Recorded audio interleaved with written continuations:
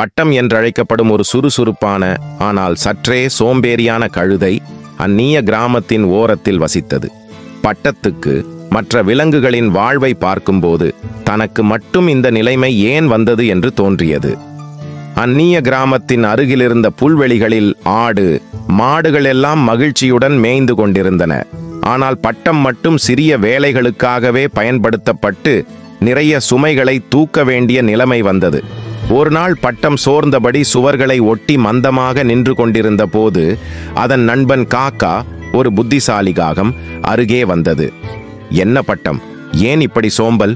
எப்போதும் உன்னுடைய கதையை சொல்லிக்கொண்டே இருப்பாய், இன்று சோகமாக ஒன்றும் பேசாமல் இருக்கின்றாய் என்று காக்கா கேள்வி கேட்டது. பட்டம் அவன் துன்பங்களையெல்லாம் காக்காவிடம் பூரிக்க சொன்னது.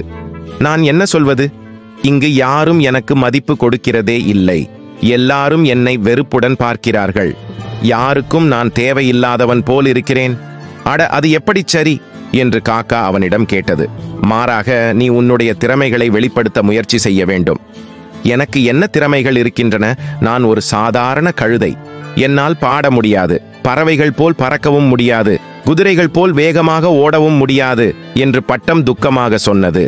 அதற்கு காக்கா சிரித்தபடி, எல்லாம் தைரியத்தில் இருக்கிறது, நான் ஒரு நல்ல யோசனை சொல்லுகிறேன் என்று ஆரம்பித்தது.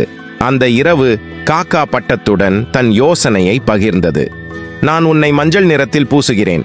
அதன் பிறகு அனைவரும் உன்னை ஒரு விசித்திரமான புதுமையான விலங்காக கருதுவார்கள். நீ தனி மகத்துவம் பெறுவாய்.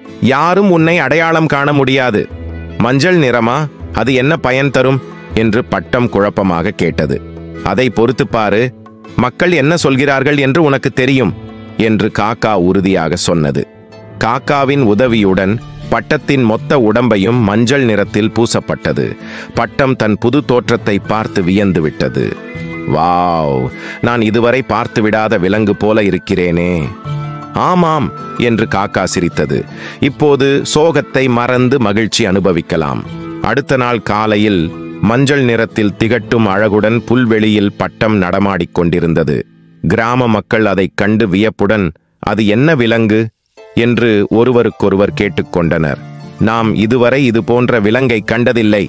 இந்த மஞ்சள் விலங்குக்கு சிறப்பு ஆற்றல் இருக்கலாம் என்று ஒருவன் சொன்னான்.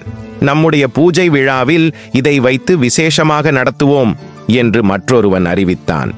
இந்த செய்தி வேகமாக பரவியது. கிராமத்தினர் பட்டத்தைக் கண்டு பெருமையாகவும் அச்சத்துடனும் பார்த்தனர். சிலர் அதை வழிபாடு செய்ய, சிலர் அதை நெருப்பில் பூசணிக்காய் வைத்து ஆராதித்தனர். பட்டம் முதலில் மிகவும் மகிழ்ச்சி அடைந்தது. கிராமத்தினர் எனக்கு உணவையும் காய்கறிகளையும் கொடுத்து பராமரிக்கின்றனர். முன்னர் அவனை ஏளனமாக பார்த்தவர்கள் இப்போது அன்புடன் இருக்கத் தொடங்கினர். இது என் வாழ்வில் வந்த மிகச்சிறந்த நேரம் என்று பட்டம் எண்ணியது. ஆனால் கொஞ்ச நாட்களுக்கு பிறகு பட்டத்திற்கு அந்த புகழ் தாங்க முடியாமல் போனது. மக்கள் அதன் சுற்றுப்புறத்தை சுற்றி குழம்பும் போது தனக்கு போதிய அமைதி கிடைக்கவில்லை. மேலும் தன் பழைய நண்பர்களிடம் சேரவும் முடியவில்லை. யாரும் அவனை மஞ்சள் விலங்காகவே பார்க்க அதன் உண்மையான அடையாளம் மறைந்துவிட்டது. நான் ஏன் இந்த மஞ்சள் நிறத்துடன் என் வாழ்வை மாற்றினேன் என்று பட்டம் வருந்தியது. இந்த போலியான தோற்றம் எனக்குள் உண்மையான சந்தோஷத்தை தரவில்லை. ஒரு மாலை சலிப்புடன் பட்டம் சுட்டெரிக்கும் சூரியனின் கீழ் மேய்ந்து கொண்டிருந்தது. அப்போது வானத்தில் மேகக்கூட்டம் அலைமோதியது. அவற்றின் வேகத்தால் மலை பொழிந்தது. அந்த துளி பட்டத்தின் உடம்பில் விழுந்தது. மஞ்சள் நிறம் கரைந்து மெதுவாக கலையத் தொடங்கியது. அது ஒரு சாதாரண கழுதைதான் என்று ஒருவன் குரல் கொடுத்தான். நாம் இதுவரை ஏமாற்றப்பட்டுள்ளோம் என்று மற்றொருவர் கூச்சலிட்டான். கிராமத்தினர் கோபமாக பட்டத்தை பார்த்தனர். நீ எங்களுக்கு நடிக்காதே என்று கூறியபடி அவர்கள் அவனை விலக்கினர். மீண்டும் அந்த பழைய நிலைக்கு திரும்பியது பட்டத்தின் வாழ்க்கை. பட்டம் மனமுடைந்து இருந்தது. ஆனால் காக்கா அருகே வந்து சிரித்தது. நீ என்ன செய்தாய் என்பதை யோசித்தாயா என்று கேட்டது. ஆமாம் என்று பட்டம் சொன்னது. போலியான அங்கீகாரம் நிச்சயம் நமக்கு தேவையில்லை. நம்முடைய இயல்பாகவே வாழ்ந்தால் நாம் உண்மையான மகிழ்ச்சியை காணலாம். அதன் பின்னர் பட்டம் எந்த போலி பாத்திரத்தையும் ஏற்கவில்லை. தன் இயல்பிலேயே மகிழ்ச்சியுடன் வாழ்ந்தது.